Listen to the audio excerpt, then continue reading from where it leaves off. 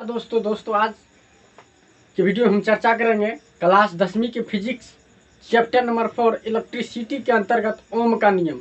तो दोस्तों इस वीडियो हम शानदार तरीके से आपको बताएंगे ओम का नियम किसे कहते हैं, इसका चित्र किस प्रकार से बनता है, ओम के नियम को हम सत्यापन प्रमाणित कैसे करेंगे, सारे बात आज के वीडियो हम दोस्तों आपको बताने के लिए जा रहे हैं, वो भी गजब अंदाज में। सिर्फ आप हमारे वीडियो को अंत तक देखिए, कितना से कितना भाषा क्यों ना हो, सिर्फ आप इस चित्र के माध्यम से सारे के सारे भाषा आप लिख सकते हैं, आपको याद करना ना पड़ेगा। तो चलिए दोस्तों हम अपने वीडियो को स्टार्ट करते हैं। जो कि आपका ओम का नियम है दोस्तों, ये बहुत ही इम्पोर्टेंट है, कई बार एग्जाम में पूछे जा चुके हैं। ठीक है, तो इसको आपको बहुत ही अच्छे तरीक़ा से समझना ज़रूरी है, क्योंकि ये एग्ज़ाम में आता है। ठीक है दोस्तों, तो देखिए सबसे पहले हम समझते हैं कि ओम का नियम क्या है। ठीक है दोस्तों, और इससे पहले वाले वीडियो में हमने दोस्तों चर्चा कर चुके हैं कि कुछ कंपोनेंट्स होता है। ठीक है, और सारे कंपोनेंट्स के बारे में हम चर्चा पिछले वीडियो में कर चुके हैं कि किस कंपोनेंट का सिंबल जो होता है किस प्रकार से होता है। कुछ कंपोनेंट्स यहाँ पे यूज होगा। ठीक है, जैसे अवयव कह सकते हैं, जैसे होता है दोस्तों आप सेल कह सकते हैं, क्रॉसिंग वायर कह सकते हैं, ए मीटर, वोल्ट मीटर। ठीक है, ये सब का सिंबल क्या होता है, बैटरी सेल का सिंबल क्या होता है, सारे के बारे में हम पिछले वीडियो में चर्चा कर चुके हैं। अगर आप वो वीडियो नहीं देखें तो प्लीज़ जाके देख लीजिए, ताकि आपको अच्छी तरीक़ा से समझ में आ जाएगा। ठीक है दोस्तों, तो फिलहाल इस वीडियो में हम बात करते हैं ओम का नियम किसे कहते हैं। देखिए दोस्तों सबसे पहले बात करते हैं ओम का नियम किसे कहते हैं। तो जहाँ पर ये भाषा लिखा, इस भाषा को भी नहीं लिखिए, हम आपको शानदार तरीके से समझाते हैं। जैसे मान लेते दोस्तों एक चालक है, ये मान लिए एक चालक है, क्या है, चालक। अब बात आता है ये तो चालक है, लेकिन चालक कहते हैं किसको, मन में होता होगा चालक किसे कहेंगे, तो जिससे विद्युत धारा प्रवाहित हो सके, इलेक्ट्रिक करंट आसानी से फॉलो हो सके, उसे क्या कहेंगे हम, चालक। तो चालक समझ में किसे कहते हैं, देखिए ये चालक है, इससे विद्युत धारा आसानी से प्रवाह हो सके। तो इसका कितना सिरा, दो। आप कोई भी वायर लेते, वायर को देखें तो वायर में कितना सिरा रहता है, तो जैसे मान लेते ये वायर है, एक सिरा ये, एक सिरा है, दो सिरा होता। तो ये यहाँ पर भी देखिए एक चालक है, इसका भी दो सिरा, एक सिरा ये हो गया, एक सिरा ये हो गया। इस सिरा को हम मान लेते ए, इसको मान लेते हैं बी।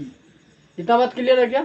अब देखिए इस चालक में, ये जो चालक है, ठीक है, मान लेते एक नियत ताप पर है, फिक्स ताप पर है, स्थिर ताप पर है, अचर ताप पर है, सभी बात एक ही हुआ।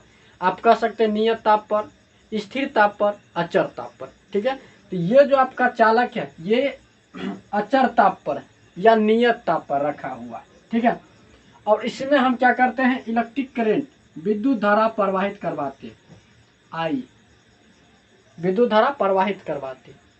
ठीक है, इतना बात समझ में आ गया क्या, कि एक चालक है और ये चालक एक नियत ताप पर रखा हुआ है, और इसमें विद्युत धारा जब प्रवाहित करवाते हैं तब क्या होता है दोस्तों, कि जो आपका करंट आई है, धारा आई है, ठीक है, जितना धारा आई होगा उतना ही आपका क्या होगा, विभवांतर। इस दोनों बिंदु के बीच में जो विभवांतर होगा, ठीक है, वो क्या होगा कि जितना करंट ज़्यादा हम इसमें प्रवाहित करेंगे उतना ज़्यादा आपका क्या होगा, विभवांतर होगा। कहने का मतलब हुआ, रबर को आप देखेंगे, रबर को जितना आप न मारिएगा उतना वो नमरेगा।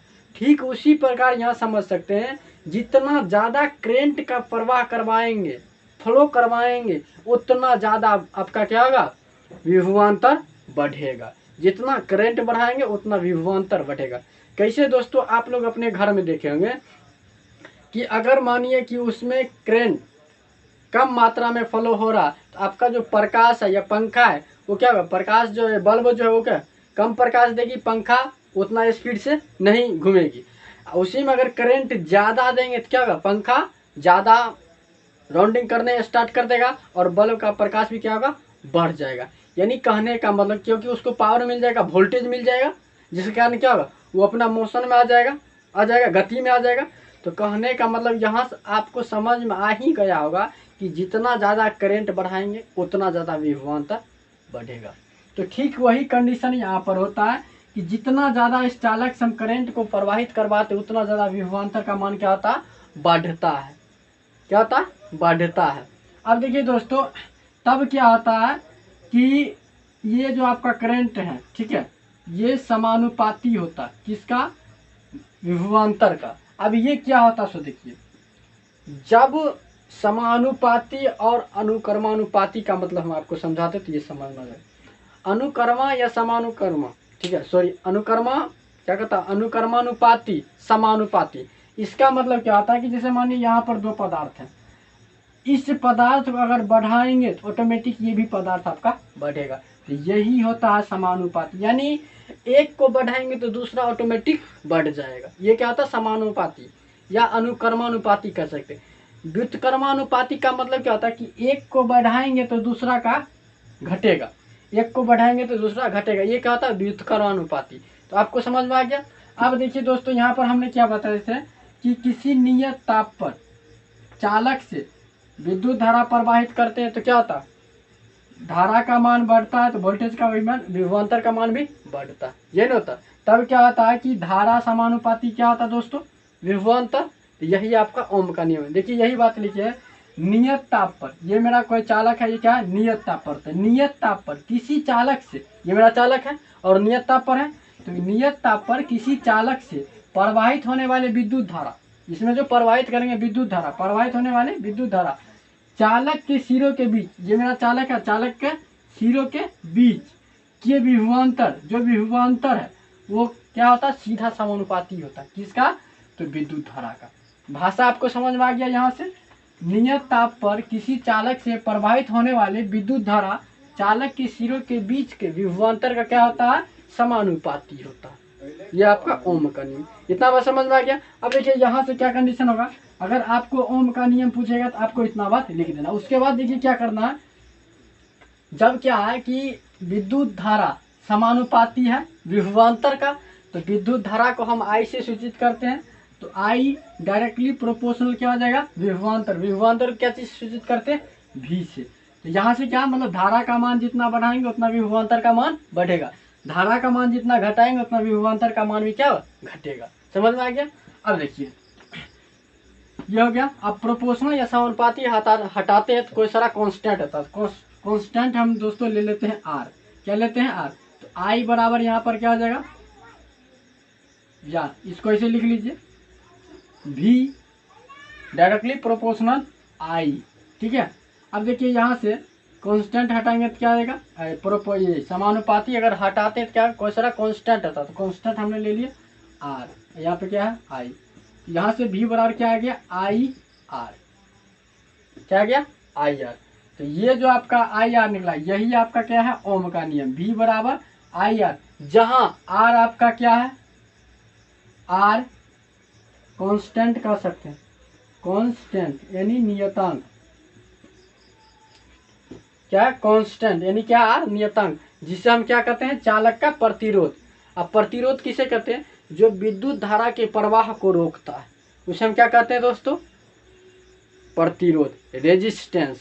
तो यहाँ से इतना बात आपको समझ में आ गया कि V बराबर आई आर, जहाँ V क्या है? विभवांतर, I क्या है? करंट, R क्या है? रेजिस्टेंस या कांस्टेंट। समझ में आ गया इतना बात। अब देखिए हम आपको प्रयोग द्वारा, ठीक है, ओम का नियम का सत्यापन प्रमाणित करेंगे। अगर आपसे ओम का नियम डायरेक्ट पूछे तो आप इतना लिख दीजिएगा। ठीक है, इसी में कहेगा ओम के नियम का सत्यापन या प्रमाणित कीजिए, तब यहाँ से इतना तो लिखना ही पड़ेगा। फिर यहाँ से लिखना है, देखिए प्रयोग द्वारा हम क्या करते हैं? ओम के नियम का सत्यापन करते किस प्रकार से, सो देखिए इतना बात आपको दोस्तों 100% समझ में आ ही गया होगा। अब देखिए दोस्तों, यहाँ पर डायग्राम आपको दिख रहा है। ठीक है, इस डायग्राम को पहले आपको समझना है। हमने आपको पहले ही बताया कुछ कंपोनेंट्स लिए हैं इसमें। ठीक है, जैसे मानते हैं यह बैटरी हो गया, तो बैटरी का सिंबल देख लीजिए। यहाँ पे इसको प्लग की कर सकते हैं या दाब कुंजी कर सकते हैं, इसका सिंबल देख रहे हैं। ये आपका रेजिस्टेंस है, इसका सिंबल देख रहे हैं। ये आपका वोल्ट मीटर है, इसका सिंबल देख रहे हैं। ये आपका ए मीटर है, इसका देख रहे हैं सिंबल। और ये आपका कह सकते हैं परिवर्तनशील प्रतिरोध है, और इसका सिंबल आप देख रहे हैं। ठीक है, हमने पिछले वीडियो में दोस्तों चर्चा कर चुके हैं सारे कंपोनेंट के सिंबल के बारे में।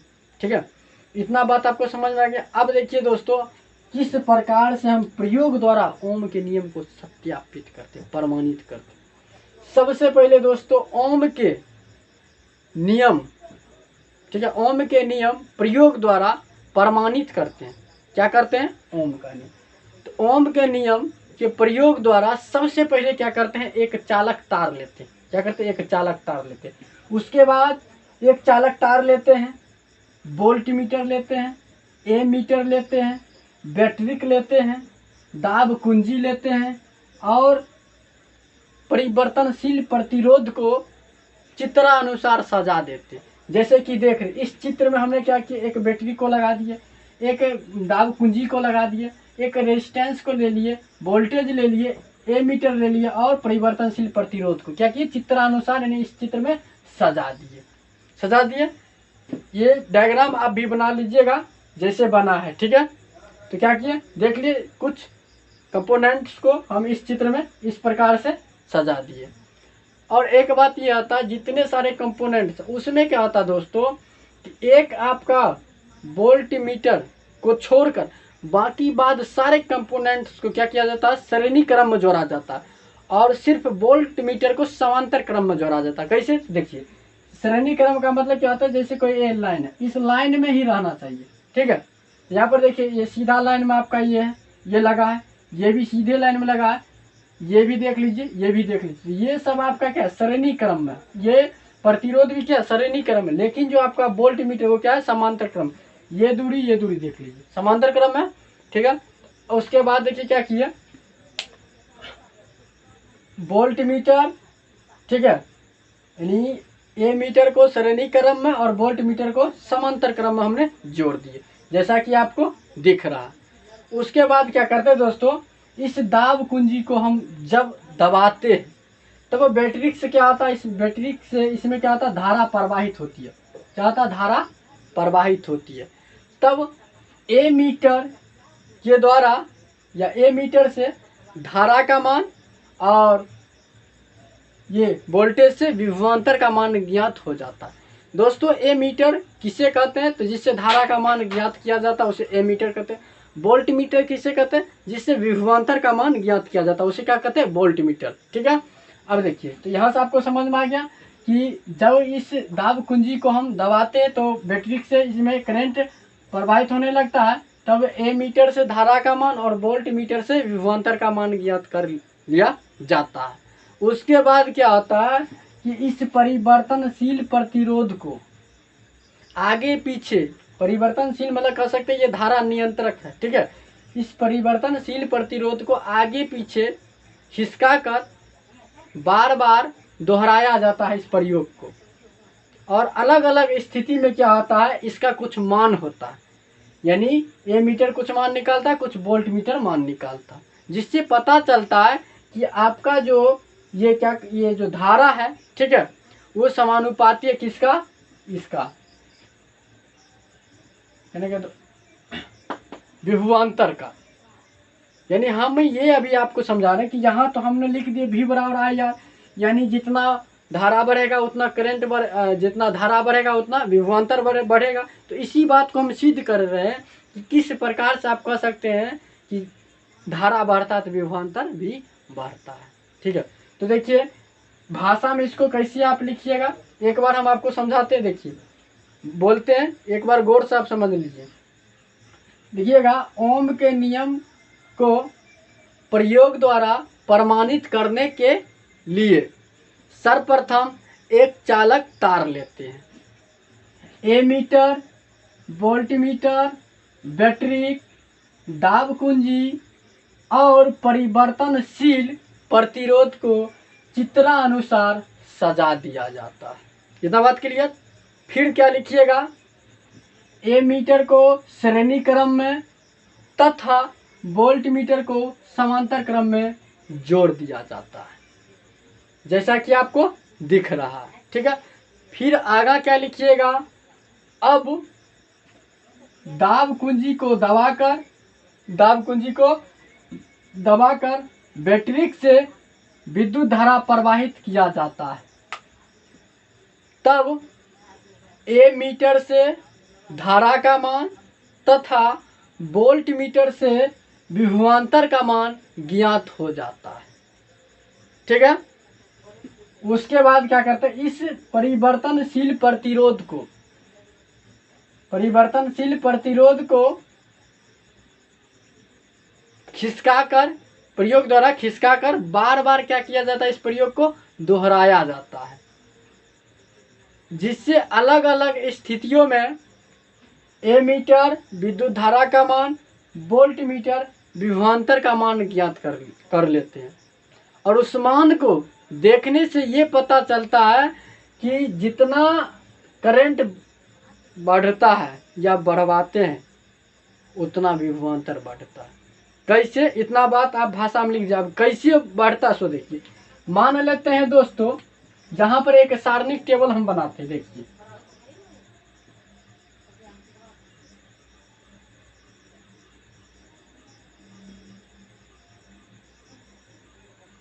देखिए इसको मान लेते हैं I, इसको मान लेते हैं V, या इसको मान लीजिए आप I, इसको मान लीजिए V। ये विभवांतर, ये आपका ये करंट, ये आपका विभवांतर मान लेते हैं दोस्तों। ये तो आप समझ गए कि मतलब क्या, एक बार इसको जब हम दबाएंगे तो करंट फ्लो होगा, जब करंट फ्लो होगा तो एमीटर तुरंत माप लेगा कि इसमें कितना धारा प्रवाहित हो रहा है, ये तुरंत माप लेगा कि इसमें कितना विभवांतर है। तो देखिए इसको सिद्ध करने के लिए क्या करते हैं, मान लेते हैं दोस्तों एक बार हमने 5 एम्पियर की धारा प्रवाहित की, तब वोल्टेज कितना, विभवांतर कितना होगा। क्योंकि हम जानते हैं जब धारा क्या करते हैं, जितना धारा प्रवाहित करते हैं उतना क्या होता है, विभवांतर होता है। विभवांतर का मान बढ़ता है, तो मान लिए विभवांतर 10 हो गया। फिर मान लिए दोस्तों एक बार और इसमें किए, एक बार और हम इसमें 10 एम्पियर का करंट प्रवाहित किए, तो ये कितना हो जाएगा, 20 हो जाएगा। फिर मान लिए दोस्तों इसमें 15 किए, तो ये कितना हो जाएगा, 30, यानी दुगुना होते जाएगा। समझ में आ गया। धारा का मान जितना इसमें बढ़ाएंगे उतना ही विभवांतर का मान बढ़े। जैसे कि यहाँ पर देख रहे, एक बार 5 एम्पियर की धारा दिए थे, विभवांतर कितना हो गया, 10।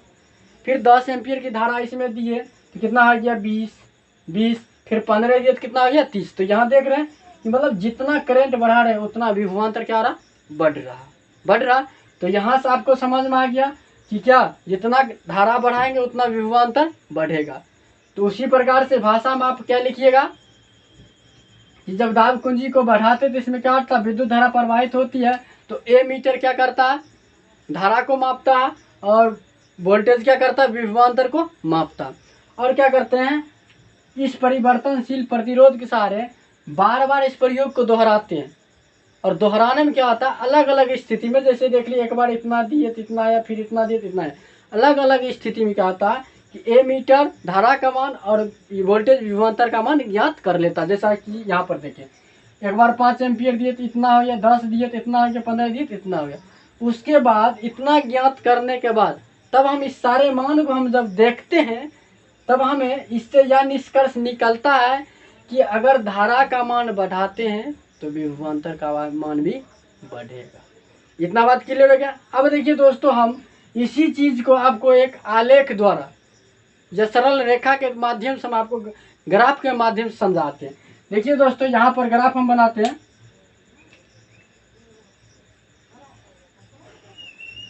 देखिए इसको मान लिए दोस्तों x अक्ष, इसको मान लिए y, और ये मान लिए दोस्तों, इसको आप मान लीजिए विभवांतर, और इसको मान लेते हैं हम धारा।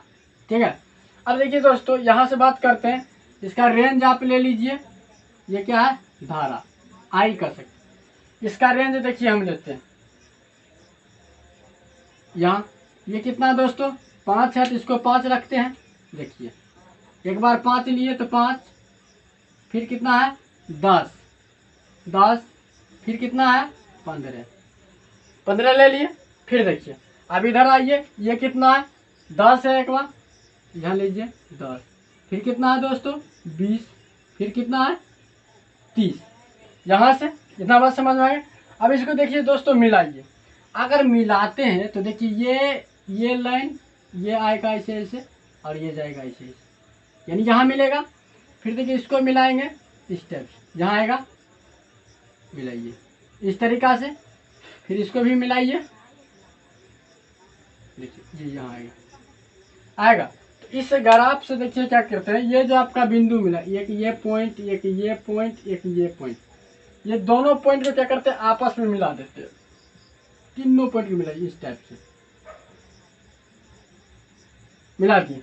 अब देखिए यहाँ पर इस ग्राफ से आपको क्या पता चलता है, इस ग्राफ से दोस्तों हमें ये पता चलता है कि ये मेरा आई है, जितना आई का मान बढ़ाते उतना देखिए विभवांतर का मान बढ़ रहा है। ये 5 तो ये 10, ये 10 तो ये 20, ये 15 तो ये 30, देख रहे हैं मान बढ़ रहा है, बढ़ रहा।